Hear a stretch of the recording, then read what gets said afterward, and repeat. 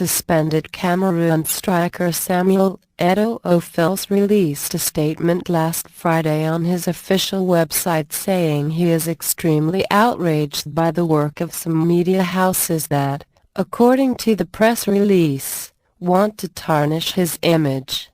Foot Africa 365, Camfoot and La Nouvelle Expression are the three media houses he specifically names, saying these had published articles purportedly linking him to court case with some Fecafoot officials he knew nothing about.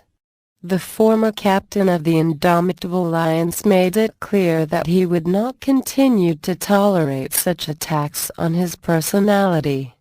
"I am tired of being the scapegoat of all the evils that are plaguing Cameroonian and/or its official," he said. "If this persecution persists, I would be under the sad obligation to resort to any legal means to protect my honor and personality," he concluded.